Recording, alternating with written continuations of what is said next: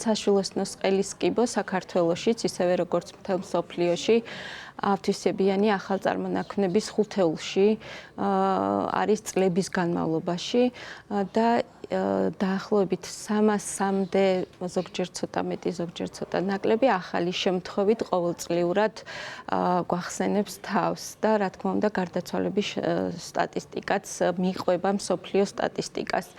ეს ძალიან მნიშვნელოვანი პრობლემაა, თუმცა იქიდან გამომდინარე, რომ ჩვენ ვიცით გამომწვევი და ეს არის ერთადერთი შემთხვევა, როდესაც კიბოს გამომწვევი თითქმის ყველა შემთხვევის გამომწვევი ამ შემთხვევაში არის ადამიანის პაპილომა ვირუსი.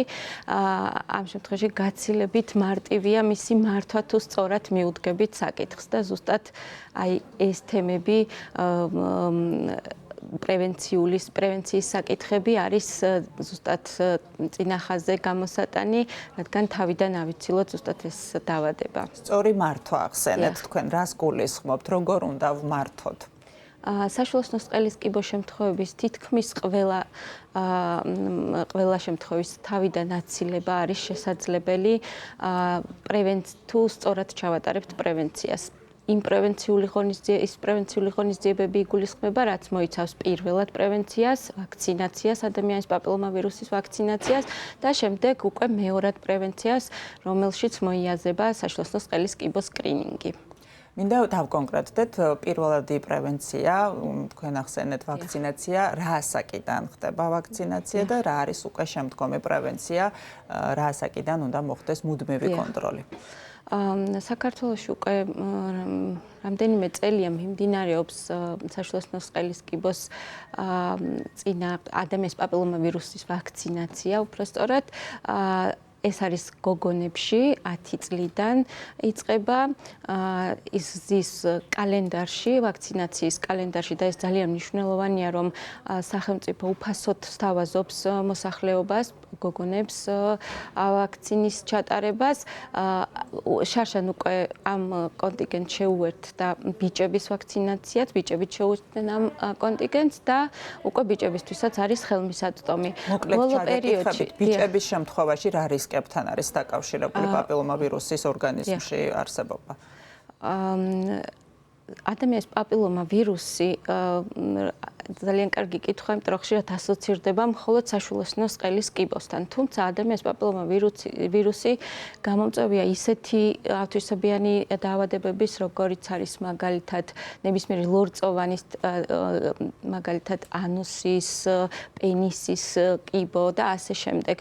და ძალიან მნიშვნელოვანია ასევე მამაკაცებში, რა თქმა უნდა, ძალიან მნიშვნელოვანია ასევე ის, რომ ისინი გადამტანები არიან ამ ვირუსის და ქალის დასნებოვნებას უწყობენ ხელს. ამიტომ ორმაგად მნიშვნელოვანია ისე ერთი მხრივ, როდესაც თავიდან იცილებს ადამიანი ამ დაავადებას და მეორე მხრივ აი ამის გავრცელებას უშლის ხელს.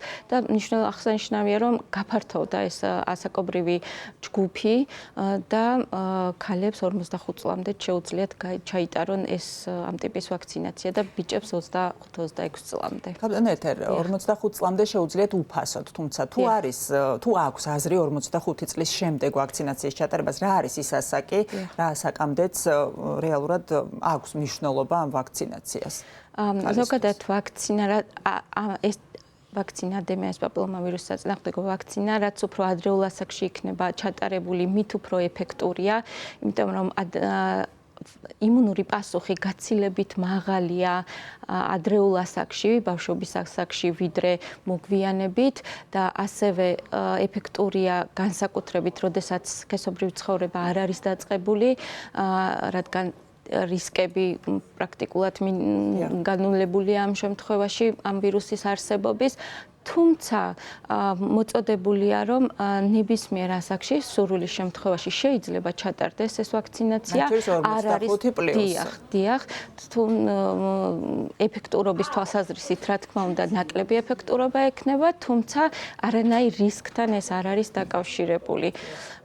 თქვენ ახსენეთ სქესობრივი ცხოვრება, ეს არის ერთ-ერთი მთავარი, რის გამოც ადამიანის ორგანიზმში ხდება პაპილომავირუსი, როგორ შეიძლება ვთქვათ, აღმოჩნდეს ადამიანის ორგანიზმში. ეს არის უმთავრესი გადაცემის გზა ლორწოდან ლორწოზე გადაეცემა, კანიდან ლორწოზე და კანიდან კანზე იშვიათ შემთხვევაში ძალიან. სანამ სკრინინგზე გადავალთ, რადგან ვაქცინაციაზე ვსაუბრობთ, აქვე ჩაგეკითხებით, თუ არის აუცილებელი ვაქცინაციისთვის გარკვეული გინეკოლოგის რეკომენდაციის წარდგენა და ასე შემდეგ, რა მოთხოვნებია საჭირო იმისთვის, რომ 45 წლამდე ქალმა ჩაიტაროს ეს აცრა? არ არის ამისთვის, აცრისთვის არანაირი წინასწარი შემოწმება არ არის საჭირო. ორგანიზმში რომც არსებობდეს ადამიანის პაპილომავირუსი, ეს არ უშლის ხელს ვაქცინაციას და არ რისკ ფაქტორებს არ ქმნის, რისკს არ ქმნის ამ თვალსაზრისით. და რა თქმა უნდა, მეორე ნაწილზე გადავიდეთ, უკვე აცრის შემდგომ სკრინინგი, რაც საქართველოში არის სახელმწიფო დაფინანსებით, რას თავაზობს ეს სკრინინგი ქალებს იმისთვის, რომ მაქსიმალურად ავიცილოთ თავიდან საშვილოსნოს ყელის კიბო? სკრინინგი საქართველოში უკვე ბევრი წელია არსებობს და 25-დან 60 წლის ჩათვლით ქალბატონებს აქვთ შესაძლებლობა ჩაიტარონ ეს უფასო გამოკვლევები. აქამდე 2024 წლამდე, 24 წლის მარტამდე საქართველოში მხოლოდ შესაძლებელი იყო მხოლოდ პაპ ტესტირება, პირველადი პაპ ტესტირება, ეს გულისხმობს ნაცხის აღებას და შემდეგ ციტოლოგიურ კვლევას. უკვე რამდენიმე თვეა ჩვენ უკვე გასული წლიდან მოყოლებული ჩვენ უკვე ვატარებთ ადამიანის პაპილომავირუსის ტესტირებას, ეგრეთ წოდებულ HPV ტესტირებას, რომელიც უკვე 30 წლიდან არის რეკომენდებული. სთავაზობს განსხვავება მინდა რომ მაყურებელმა დაინახოს პაპ ტესტს და ამ კვლევას შორის. რატომ არის ეს უფრო მნიშვნელოვანი? დიახ, პაპ ტესტი გამოავლენს პაპ ტესტი არის თავისი ბუნებით ციტოლოგიური კვლევა და გამოავლენს დაზიანებულ უჯრედებს, საშვილოსნოს ყელის დაზიანება არის თუ არ არის.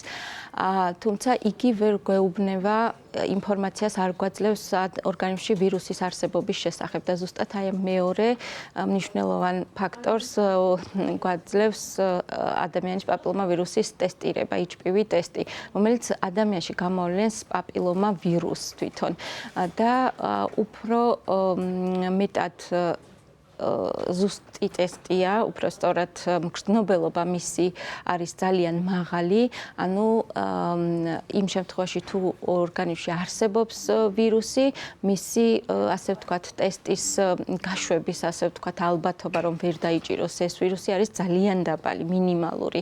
ამ შემთხვევაში გამოვლინდება ორგანიზმში ვირუსი და უკვე იმ რისკ ჯგუფებში ხდება უკვე საშვილოსნოს ყელის კვლევა გაღრმავებული პირველ ეტაპზე სატრიაჟო ტესტი ტარდება, სითხური ციტოლოგია და ესეც სიახლე გვაქვს საქართველოში, რომ სატრიაჟეთ გამოიყენება სითხური ციტოლოგია. ეს სიზუსტით უფრო მეტად მაღალი სიზუსტით ხასიათება ვიდრე პაპ ტესტი და გარდა ამისა, შემდეგ კეთდება კოლპოსკოპიური კვლევა, საჭიროების შემთხვევაში ბიოპსია მორფოლოგიური კვლევით სრულდება. ეს არის მთლიანი ციკლი, ასე ვთქვათ, იმ გამოკვლევების, რომელიც საჭიროა საშვილოსნოს ყელის კიბოს პრევენციისათვის და საშვილოსნოს ყელის კიბოს ზოგადად წინა დავადებების, კიბოს წინარე დავადებების გამოსავლენად და ეს ყველაფერი არის დაფინანსებული, ასე რომ ქალბატონებს არ უწევთ ამ პროგრამაში მონაწილეობის დროს რაიმე საფასურის გადახდა. ბოლოს მინდა გკითხოთ, რამდენ ხანში ერთხელ უნდა მოხდეს კონტროლი და ამ ანალიზების გაკეთება და რატომ არის მნიშვნელოვანი, რომ მუდმივად მოხდეს კონტროლი, რამდენი პროცენტით ზრდის პრევენცია საშვილოსნოს ყელის კიბოს აცილებას თავიდან. ციტოლოგიური კვლევა, რომელიც ახლა დარჩა 25-დან 30 წლამდე, ტარდება ყოველ 3 წელიწადში ერთხელ.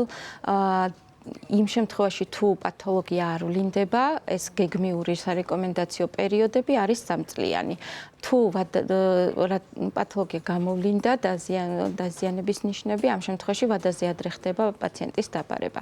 რაც შეეხება HPV სკრინინგს, ამ შემთხვევაში 5 წლიანი სარეკომენდაციო პერიოდია მოწოდებული, უფრო ხანგრძლივია, რადგანაც ტესტის სიზუსტე გვაძლევს ამის საშუალებას, რომ ასეთი ტიპის სარეკომენდაციო ვადები გქონდეს. თქვენ სწორად აღნიშნეთ, რომ სკრინინგი არ არის ერთჯერადი კვლევა, ეს არის მთელი ცხოვრების მანძილზე მუდმივი გადამოწმების პროცესი და სხვათა შორის საშვილოსნოს ყელი არის ის ყელის კიბო არის ის კიბო, რომელიც ეს ერთ დღეში არ ვითარდება და მას უმეტეს შემთხვევაში წინ უძღვის საშვილოსნოს ყელის კიბოს წინარე დაავადებები, რომლის გამოვლენა და დროული მართვა უკვე შესაძლებელია სკრინინგის პროგრამით. ყველა კიბოს დროს ეს არ არის შესაძლებელი. ამ შემთხვევაში ეს კიდევ ერთი დამატებითი, ასე ვთქვათ, თუ შეიძლება კიბოს დროს ბონუსი ვახსენოთ, მაგრამ ნამდვილად არის ის დადებითი ამ შემთხვევაში, რომ მრავალი წლის განმავლობაში ჩატარებული სკრინინგით ჩვენ დაცულები ვართ საშვილოსნოს ყელის კიბოსგან. ამიტომ ყველა ქალს მოუწოდებ, რომ ისარგებლონ ამ შემთხვევით ამ შესაძლებლობით უფრო სწორად, რომ ქვეყანას აქვს ამის ფუფუნება ნამდვილად, რომ ზოგადად საშვილოსნოს ყელის კიბოს სკრინინგი კონდეს და მით უმეტეს HPV სკრინინგი, რომელიც ბევრ განვითარებულ ქვეყნებშიც კი არ არის ჯერ ასე სკრინინგულ ტესტად შემოტანილი და ერთს დავამატებდით, რომ ჩვენ წელს გვაქვს დიდი სიახლე, აქამდე თუ ჩვენ შეზღუდულები ვიყავით იმ რესურსებში, რომელიც გულისხმობს სპეციალური საჭიროებების მქონე შეშემე ქალების მომსახურებას, ახლა ჩვენ თამამად შეგვიძლია ვთქვათ, რომ როგორც ცენტრების ადაპტირებით, ასევე იმ მოწყობილობებით, რომელიც ჩვენ გაგვაჩნია, შეგვიძლია უკვე შეშემე ქალების მომსახურება და ამაში გაეროს მოსახლეობის საქართველოს ოფისი დაგვეხმარა და თურქეთის განვითარების სააგენტო, რომელმაც გადმოსცა სკრინინგ ცენტრს შეშემე სავარძლები და უკვე შეგვიძლია თამამად სიახლეა. დიახ, თამამად